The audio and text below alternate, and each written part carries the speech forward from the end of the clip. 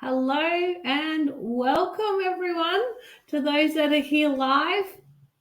It's great to see you, and for those that are catching this as a replay, welcome. This is the 11:11 hour Tuesday night live stream. I'm Amanda Nicole, and today's topic is all about the client journey. So unlocking that mystery of why people buy. So we're going to dive into that, and any questions, pop them in the comments. They'll come up. Got Sherry and Tab behind the scenes that will help facilitate that with the questions. And I'll be working between two screens, and I'll come and check the questions as they pop up. If for any reason I happen to miss one, then feel free to pop it back into the chat, and I'll also circle back as well. So the client journey in your business and unlocking the mystery of why people buy. So this series, this episode is really about understanding why people buy so that you can attract the clients, the orders, the sales, all of that as part of your business. But when you understand why people buy, then it makes it easy for you to take your marketing action steps. But we'll dive into that into a bit more detail. So I'm just pulling that up, making sure, we've got everything aligning there. So if we're meeting for the first time, hi, I'm Amanda. I'm a social media coach and absolutely love helping you with your networking strategy, podcasting, content, and marketing plans. So if you're a business owner, and chances are you are if you're watching this, then definitely connect. So we'll dive straight in because this live stream is actually all about you. And it's the roadmap to results. So I'm sharing with you my 6-step framework on optimizing your client journey for sowing success. So success in your business, what that looks like for you, whether that's more clients, additional clients, freedom, lifestyle, saving time, whatever it may be for you, then it's about sowing your success through having a client journey in your business. So we'll start with what a client journey isn't, because when we get clear and understand what it isn't, then it makes it really easy to see what it is. So you may be a small business owner, maybe you've got services, maybe you're a coach, maybe you're a virtual assistant, you can be any kind of business owner, maybe you have a product, maybe you're fundraising and or as well. But what a client journey isn't. So it's a client journey isn't selling your paid offers or your services or asking for donations all the time. So if that's your whole marketing strategy, then I'll be upfront with you, that isn't a marketing strategy. And as we go through this together, you'll start to see, and we'll unpack why that isn't a marketing strategy for you, that you do need some layers within your business, whether you're offering services, programs, and or maybe you're fundraising, but you need some layers within your business. So selling just your paid services, offers all the time isn't a client journey. When you think of your client coming in or someone coming across you, you'll start to see that they need more than that so that they can get to know you, understand you, and learn about your expertise and how it can actually help them with the problem that they have and the solution that you provide. So that's number one, what a client journey isn't. Now, what also a client journey isn't is it's when you're not offering any value for free for people to sign up for. So if you're not offering a free training, a masterclass, a webinar, a newsletter, a podcast episode, or online events such as these, for example, you're not really giving your clients or potential community members and followers any real value. You are through your content, but when you think of them coming into your community, into your world, into your business and your actual business model, then having value for free in some capacity, like a podcast episode, like a regular newsletter that goes out, and these other examples, that then facilitates a client journey. So when you don't have anything like that of value for free that people can sign up for, then you're not really having a client journey within your business. There isn't that support there.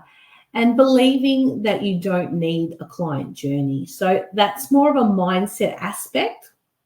And I intentionally place that third rather than putting it straight up there up front. I wanted to provide clear examples up front with the first two, where the gap is, what you might be missing, rather than focusing on mindset. Whilst it is important when you can see those really clear blind spots, because we all do, and I certainly did when I first started my business. And if you've been following me for a while, my business has pivoted in 3 different directions, from career coaching to spiritual new age, which I'm not into at all, and social media, which is my current business and moving forward. Then I did struggle with this as well. So what I'm sharing, I can relate to. I do understand. I have compassion, and that's why I'm really passionate about teaching and supporting you with that. And hence with becoming a social media coach as such, which is something I always really enjoyed helping people with when it came to their marketing and business. So believing that you don't need a client journey, if you're in that thought, in that belief, in that understanding that you don't actually need something, say, free, and then your paid offerings, and we'll get into more detail around the layers within that, then that is a mindset block. That is a belief that you have that's actually holding you back, that's stopping you from taking those steps. And maybe you're hearing this for the first time and you're like, oh, actually, that is a roadblock that I've been experiencing. Maybe you've heard this a few times and today, like whatever it happens to be for you, let it land. But there's that belief, and I've seen it with clients that I've worked with, entrepreneurs that I speak with, that they don't believe that they need to have a client journey, that they just think and believe, and I was of this belief too, that people will just buy their products, their services straight away. But not everyone's ready for that. And if you think of your own journey too, as a buyer, as someone that's purchasing services from someone, perhaps you started with a free resource to begin with as well. So this is where we get clear and have a more in-depth understanding of what a client journey is. So where can your followers, your community find you? What platforms are you on? Where can they find you is number one. Because where they find you, that's the beginning of your client journey. Number 2, a sequence of marketing activities that nurture your people with your product, your service, your area of expertise. So I'll go into more examples of that. But an example might be, a podcast, maybe sending emails, to give you a bit of an insight into that. But having a sequence of marketing activities that you take based on the way you want to deliver your business model, so that people can connect with you and they're hearing from you regularly. And what a client journey is, the mindset that you can, welcome in new followers and clients with simple systems. So when you believe that you can welcome in new followers, when you know that you are a business open for business, and really step into that, I say authority, but really step into that and understand that you have wisdom, that you have talent, skills, and gifts that are of value to people, that can help people. And when you become open to sharing those gifts, talents, you open yourself up to the belief, the mindset, the thinking that, hey, yes, I can welcome in new followers. Because when you think, oh gosh, I've got so much going on in my business, I can't welcome in new clients, or it just feels really hard, even though you want to, it may be that you don't have the system set up, and it can also be a belief. So it's getting really clear that you do want to expand your territory, that you do want to open up your influence, you do want to expand your borders and welcome people in. That mindset belief, like I said, I placed it third for a reason, because I want to start with the practical things first of, where your followers and community can find you, what social platforms are you on, for example, what activities, what sequence of marketing activities do you have that nurture people, and then looking at the mindset, because the mindset does still play an important part. Because when you understand and realize, and I was certainly there at times too, when you start to understand and realize that you can welcome in new community members, followers, that then opens you up to taking the action of those activities, for example. So the roadmap to results, so my 6-step framework to optimizing your client journey for sowing success. Just checking in if there's any questions. Oh, sorry, I've missed a couple. Sorry about that. Where can your customers find your business? Shout out your business in the comments. Yes. Where can people find you? So yeah, drop your comments below. Where are you located? Are you on Instagram? Are you on Facebook? Do you have a website? Are you on YouTube? Maybe you've actually got all of those, but what's your main link? Maybe you have a link tree, and then that lists all your links. So Instagram, and then particular services that you have. Maybe you have a podcast. Maybe that's your business model for now. But yeah, definitely drop that in the comments so that we can start to, see and share those.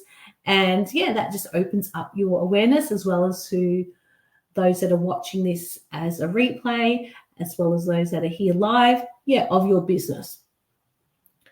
So number 1 is network. Number 2 is create your offer. Number 3 is attract. 4 is nurture. 5 is conversations. And 6 is systems. So these 6 steps to optimizing your client journey. So when you have these 6 steps in place and move them around, that's when you think of your client coming into your world, then you can start to see that they go on a journey, as well as your business starts to grow when you start to implement these as well, being the business owner that you are. So step 1, network. So this is more about you expanding your reach, expanding your territory, expanding your coast, your borders, your influence, expanding your reach through networking. Networking, think of that as your marketing. When you see your networking as part of your marketing, then that's going to help you realize, it certainly did for me. And like I said, I teach from experience as well as through practical application and understanding. But when you see that networking is marketing and that it's separate to sales, it makes it a lot easier. So looking at what sorts of industry events can you attend, what sort of in-person events can you attend locally or maybe interstate. When you start to network more, maybe it's a collaboration, such as an 11/11 hour. So there's opportunities to collaborate there. Maybe it's online communities as well. But when you start to see that networking is a great way for you to get in front of other people's audiences and for other people to get in front of your audience. So it has that aspect of visibility. Your visibility will grow by being in front of other people's audiences, as well as reciprocating it back, because networking works best when it's reciprocal. There's no point networking when you're giving, and you're not receiving back. And when you ask and there's no reciprocal action in terms of, sharing one of your resources, for example, a podcast episode or whatever it may be, if you're not receiving back from a person that you may recommend, refer, that you network with, if there's not something coming back in return in some way, then it's worth exploring that, because networking works best when there's that exchange. So, for example, in 11:11 hour, there's plenty of opportunity to be able to network, and there's plenty of opportunity to be able to share resources, help one another's businesses, and vice versa. So the more you network, you'll actually find too that your message becomes clearer. So I know from my own experience, I was able to become a lot clearer on what I did and how I could help people simply through networking, by going on live streams such as these, speaking events, podcast episodes, and meeting people in person as part of in-person networking. It helped me recognize that I had a gap with my messaging and that I needed to get clear, even though I was going through a business transition, and that certainly, has an impact as well. But getting clear on your message. So, when we first started this live stream, I shared with you that I'm a social media coach and that I help you with your networking strategy, and I help you with your podcasting, with your content and marketing plans. So keeping it very simple, particularly at networking events and on live streams, so that people are very clear then how you can help them, but almost more importantly, how you can help people within their network. So networking is your key to your client journey, because it's a way that referrals will come in, it'll way new clients come in, it's a way you're going to get in front of more people. So I know we've really dived deep into step one, networking, but it's an area that often gets overlooked, and I overlooked it for years, thinking that I could do it in my own strength, in my own will and my own way, that I could just do it all. And yes, there are many entrepreneurs that do, there's many that don't, but they often reach a point where they've done it all in their own will, way and strength, that their growth goes no further as such. So your net worth can also be linked to your networking. So the more you network and reciprocate in a generous and free-flowing way while still maintaining your boundaries and being clear, then you will benefit so much in terms of your business and your client journey. People just knowing who you are, how you can help people, and that's step one. Feel free to drop any questions below. Step two is create your offer. So highlighting your offer, so it might be a program, it might be a product, offering that as a unique solution. So how are you helping someone with a problem that they have? So for example, I can help you with networking, and I've shared with you some ways where that can be supported, but also to think of it more importantly with your own business. How is your product, your service a solution to a particular problem that someone has? And when you emphasize the speed and efficiency of your offer in achieving results, so whether it's in a certain time frame, it might be, number of days, months, for example, when you emphasize the speed and efficiency of that, then that helps people within your community see how you can help them with that as well. So what will help your clients, I say in X, Y, and Z, but what will help your clients, let's use a coaching example, but what will help your clients when it comes to their business, when it comes to, say, their social media, when it comes to their marketing, maybe you're in accounts, what will help your clients with their accounts as a small business owner? For example, maybe you're a designer, what will help them with their branding, with their logo, maybe with their website if you're into tech, for example, but what will help your clients or community members? What did you need help with? That can often be a great way to reflect. What did you need help with when you first started out in business?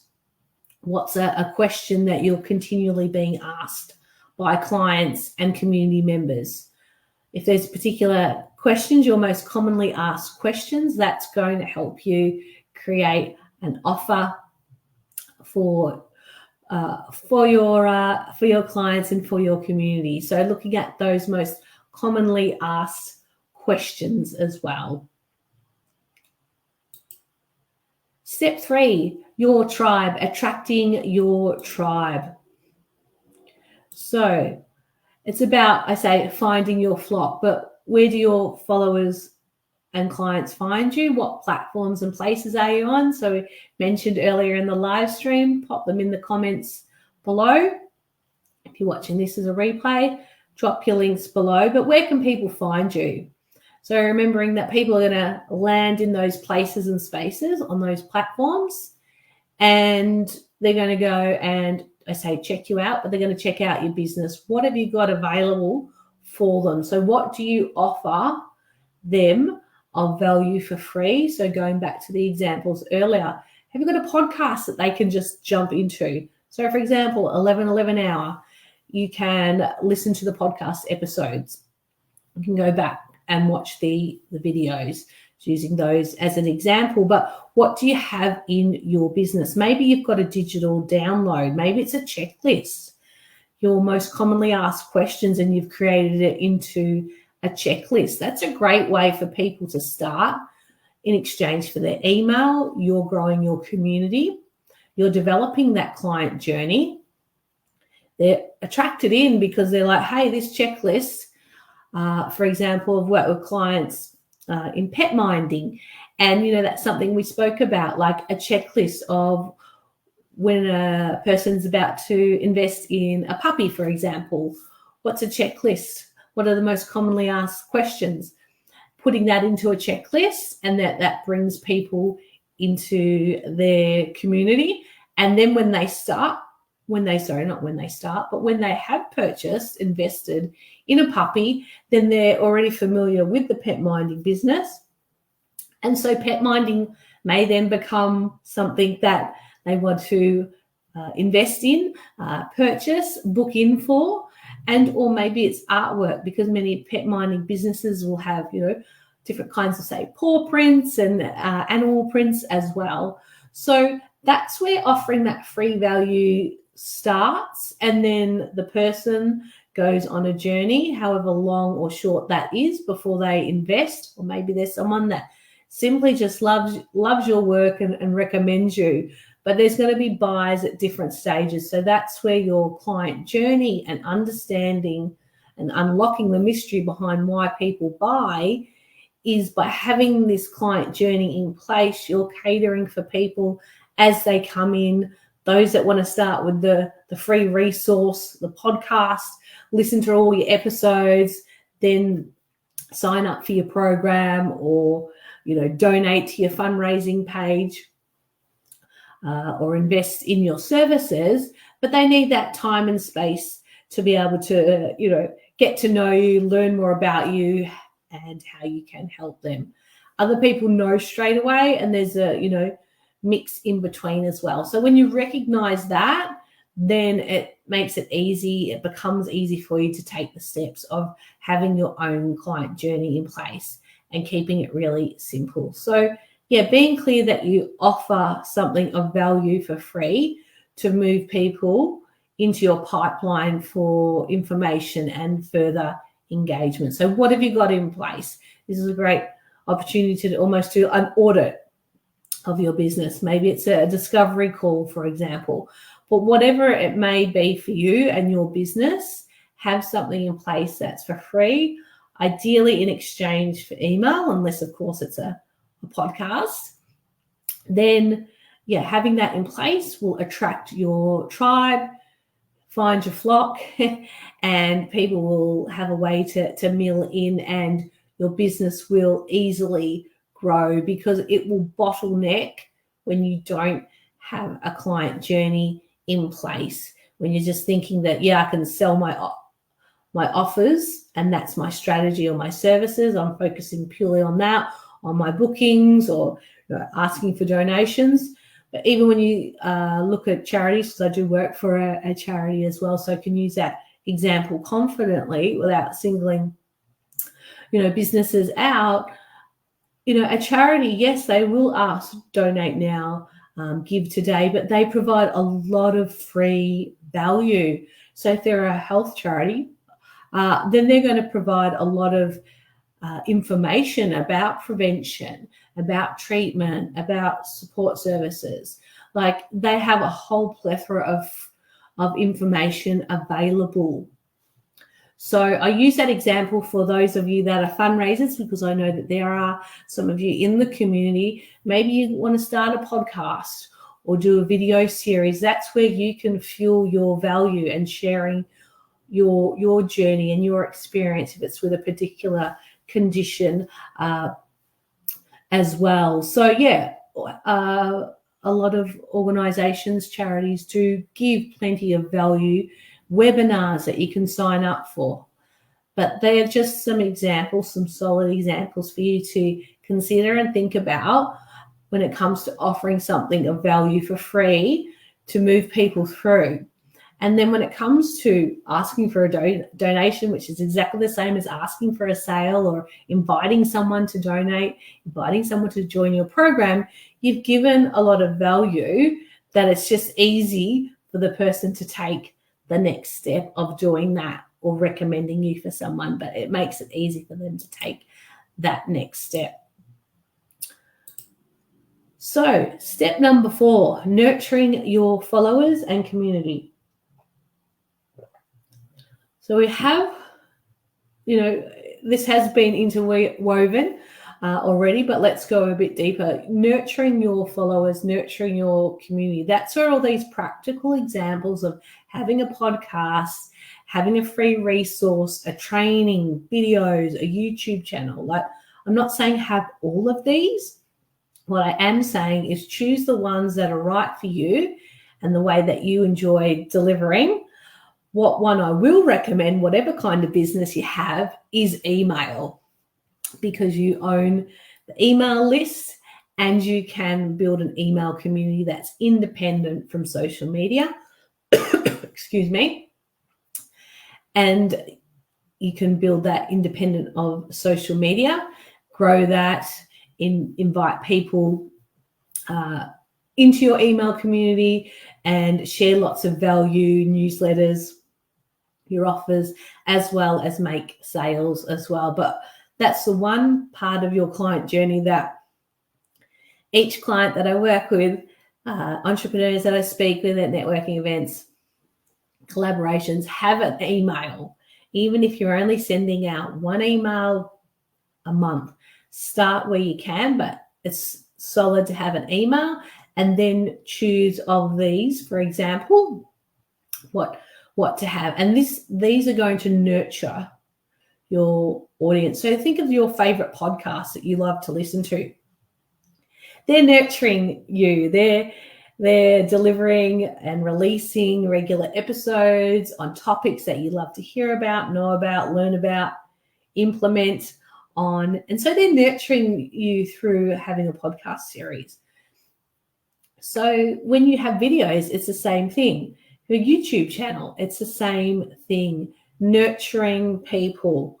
So providing that ongoing value. You may still repurpose content, use content, from your podcast in your email, from your video in your email, for example. But what are you doing to nurture your community? And so that's a really big part of your client journey. We know that we need to hear things a number of different times, different touch points, particularly, with social media and just how fast the world is.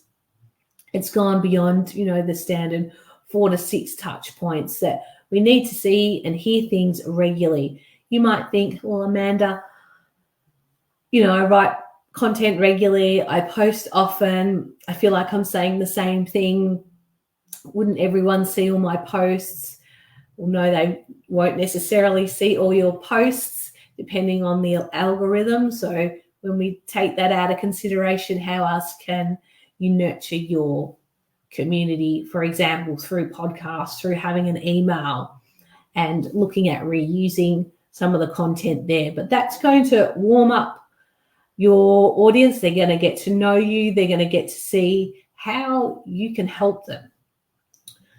And, you may have a particular system, particularly for those of you that are, say, virtual assistants, coaches, mentors. You may have your own particular methodology, framework that you use. So, for example, I'm sharing with you my 6 steps to a client journey. That's my blueprint, as it were, that can help facilitate you in getting results and quick wins when it comes to understanding why people buy and setting up, having a client journey in place and or looking at your client journey. But how do your followers, your community members learn about your system, your methodology? Maybe it's your story, your vision. And how do they learn about that so that they can then go on to get quick wins and results? So nurturing is a big part of it. I know in the beginning we spent a lot of time on networking, which is our marketing, and we've certainly gone through step 2 and step 3 when it comes to creating your offer, as well as, and I'm just checking, as well as attracting people in, them finding their way to you, but nurturing them is really important, because that's going to be the deciding factor for why people stay. If they feel like you're providing lots of value through your podcast, through your videos, through sharing your story, then they're going to stick around, then they're going to recommend you, then they're going to take the next step of donating, of buying your product, investing in your services, that sort of thing. And knowing that it does take time, like the reality is it does take time. And if you have pivoted in your business, then it can actually add on extra time as such, where people have seen you do one thing and now you're doing something else. So it's that shift for your community members as well. But recognizing that nurturing does take time, but having these sequences in place, your podcast, for example, your email for sure, videos, your YouTube channel, for example, masterclasses, webinars, having those. So this is an example. This live stream is nurturing the community through having these live streams through 11:11 hour. Step 5, called it conversations, and it's about sparking conversations. So you've been doing, I say, all the things. You've been networking. You've created your offer.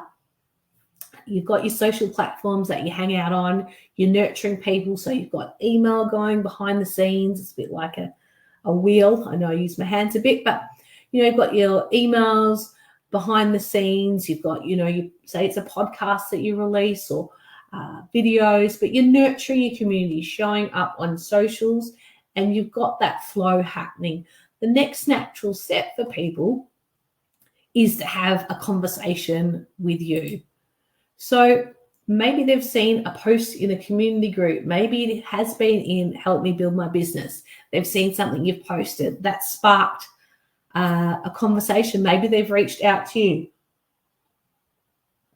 I certainly had this happen earlier this week, so only yesterday, in a community group where I posted about emails and providing an email order, and then someone posted that they needed help with their social media, and so I shared an example of how I could help them and how I'd help that other kind of business owner as well. But the conversations, they come from you doing those marketing activities. People get to know you, and like I said, we've gone through each of the steps with networking, your offer, attracting and nurturing. So conversations, where are they taking place for people? Where do you have a convo that's personal to them? So where are you having a conversation that's personal to them? Is it that in your direct messages? Is it via email, for example? Some people do openly and happily respond to emails, and it's a conversation through email. Maybe it's voice note. Like this then sparks conversation. By doing those 4 steps interchangeably, conversations are going to start to occur. You won't necessarily know the direct correlation, but by doing those activities consistently and refining as you go, then conversations will start to happen. Maybe you go to a networking event and you have a conversation there. Person asks more about, how you can help them and what services that you offer, for example. But conversations can be through discovery calls, or they're called opportunity calls or value calls, audits. So if you offer an audit, for example, of someone's business or an aspect of their business, it might be a free audit that you offer in the DMs, so the direct messaging. But how can conversations be sparked, and what have you got available for people? Going back to the mindset where we spoke about in your client journey, you having the mindset, you having the belief, the understanding and the trust of knowing that you do facilitate a business, you are open for business. When you really welcome that, and that you have your gifts and talents to share, and that you genuinely, as you already do, want to help people, that invites people in. They can sense that, they can pick up on that. So having ways that they can connect with you. Maybe it's a low ticket offer. And when I say low ticket, maybe you've got something that's under $100 that people can start with you. Whether you're a designer, whether you're a photographer, maybe you're a coach, a virtual assistant. Maybe there's a digital product that you can create that is a low ticket item for people that's under $100. That is an easy next step for them to take. So that's where conversations can start as well. So conversations, there's so much joy from that. That all comes from having the other, 4 steps in place. When I first started in business, I actually thought that the conversations would start straight away. I didn't have the understanding, the depth of knowledge. I was brand new to business. I had a lot of, I guess you would say, mindset beliefs I needed to work through, confidence to develop, probably aspects of entitlement as well, if I'm open with you, that I just expected that people would just, be ready to buy, and that those conversations would be had straight away. But remembering that, your marketing activities need to take place, and someone that's further along, further advanced in their business, or has been in the game for a longer period of time, for example, has already got that bank, that credibility developed. They've already been sowing the seeds. So think of it like that. That analogy of those other 4 steps is sowing the seeds. And when you sow the seeds openly, bountifully, then you'll reap bountifully as well. But when you sow sparingly, just like giving little bits out, then really you're going to reap that in return. So I know it sounds like a biblical principle, and I do believe it is the scripture there around sowing and reaping. But just think of that example of, if you are giving generously and openly, it will come back in return. But if you're just giving little bits out and, lots of missing parts, then, you will most likely receive that in return. That harvest won't be there in that capacity that it would be otherwise. And step 6 is all about simple systems. So for your client journey to work and to work well, and for people to come into your business, come into your world, having those steps set up and moving interchangeably, they need to be supported by systems. So going back to the example of having a podcast in your business, simple systems of like, well, how do you have that podcast set up?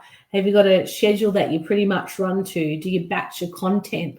Like, what sort of systems have you got in place that ensures that that podcast continues to go out and that you're recording your episodes? The emails that we spoke about, how are you delivering those? Like, how often is it? Once a week, once a fortnight, once a month? And are you, doing that consistently? What systems have you got set up that support that? Do you go back through your content and reuse it and refresh it and then schedule it out in advance? Maybe you write a brand new email. What are the systems that you have in place, and are you using them to support you and your client journey? Because it runs so much smoother. For example, when you have your emails scheduled in advance, even if it's 1-2 weeks in advance, having those emails scheduled, great. I can then focus on another aspect of my business. Maybe it's creating that free resource that you've been talking about, that video training or additional podcast episodes, for example. Maybe it just frees up your time, but simple systems, and that automatically does start to move people through to paying clients and or sales. So looking at your sales processes. So having your emails, for example, scheduled 1-2 weeks, maybe you have them 4 weeks in advance. I've certainly done all iterations. I find that a couple of weeks worth in advance works really well for me, having done 4 weeks, 8 weeks, and everything in between.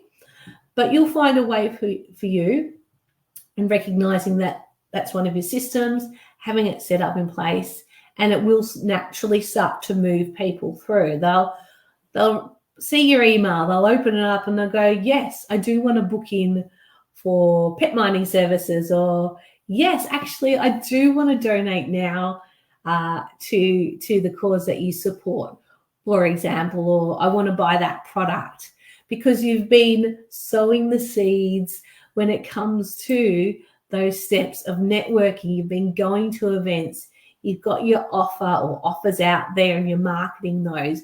You're on your social media platforms. You're continuing to nurture people through, whether you go to networking events, but your emails, your podcasts, being in collaborations like 11 hour, you're nurturing people. The conversations then start to come from that. Your systems support all of this. And I intentionally put systems as number 6 rather than at the beginning, because I want you to focus on, and it's so much easier, certainly what I learned, and that's why I have it as my framework, is when you network, when you create your offer, when you attract your tribe and nurture your community, the systems, you recognize that you need systems in place to support that, and you're focusing on those big marketing activities. First and foremost, the sales naturally come, the systems support that. When you focus first on all the sales, you tend to miss or overlook the networking opportunities, the nurturing of people, because you're like, hey, I need clients, I want to be booked. And that's not to say that, it's not to dismiss, being booked, having clients and all of that. But for your business to continue to flow and to get that momentum it needs, these steps need to be working and interwoven for that to happen as well. So your systems are going to support that. Think of it as your standard operating procedures. What standard operating procedures do you have for your sales processes? When someone signs up for a discovery call, do you receive their email in exchange? When someone expresses an interest in working with you, what's the process that you have? Like, how do you follow up? Do you follow up? Can you follow up? Like, there's always an opportunity to follow up. And at what point do you go, you know what? I'll leave it as well. How do people purchase from you? Is it with a PayPal link, a Stripe link, through your website? Like, just looking at this as an audit. And like I said, your follow-up systems in place. Following up with people from networking events, reaching out, getting back in touch with them, from collaborations, follow-up systems if they've expressed an interest in working with you, like circle back. People do, require reminders. But also, too, when you follow up, if you genuinely do from a place of service, it's easy for that person to sense that, pick up on that, and they'll respond and they'll let you know, hey, I do want to work with you. This is what's happening at the moment. And you can say, well, hey, I understand. Can I touch base with you in, say, 6 weeks' time, for example, or 4 weeks, whatever you decide it to be. But what follow-up systems do you have in place for people? So they are the 6 steps. They are the 6 steps to optimizing your client journey for sewing success and the roadmap to results. And it's all about reflecting, refining, and repeating. So it's going back through those 6 steps, reflecting at each point, like you've listened to this live stream, you've caught it as a replay. You're like, hey, there's an area of my business I need to reflect on, Amanda, and refine. You spoke about systems. I realize they're a bit of a mess at the moment, so I need to have some structure in place. I'm going to use a planning tool to help me, for example. Or, hey, networking, I haven't been following up there. That's a system I can put in place. Networking, I've overlooked it. I'm going to explore it. Nurturing, shivers. I haven't been nurturing my community. I haven't been sending emails. I haven't been creating video content, for example, or the podcast, or repurposing the podcast and sharing it again in different ways. So reflect, refine, and repeat. And that's the mix, and continue to circle back and follow back through them as your business grows. And, some of those steps, will look different to what they did 6 months ago. There'll be a different priority as you start to receive more clients coming in. Same thing as well. But reflect, refine, and repeat. And your client journey will take place. And it will serve your people so much better by having a client journey in place. People can sense it. They can recognize it, even though they might not be able to articulate it. So when you have your systems in place, it works. Any questions? Feel free to pop them in. Oh, hey. Thanks, Kerry. These are great ideas. You're most welcome. Yeah, and if there's been questions pop up and I've missed them, I do apologize. I will circle back. Do you have an email list builder creator that you recommend? Email list. I use MailerLite. I did have MailChimp. Well, I have both.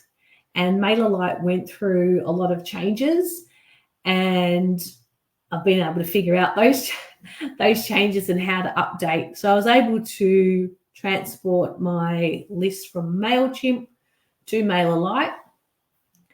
And community members are on that. So MailerLite is a great one that you can look at. I'm on the free version.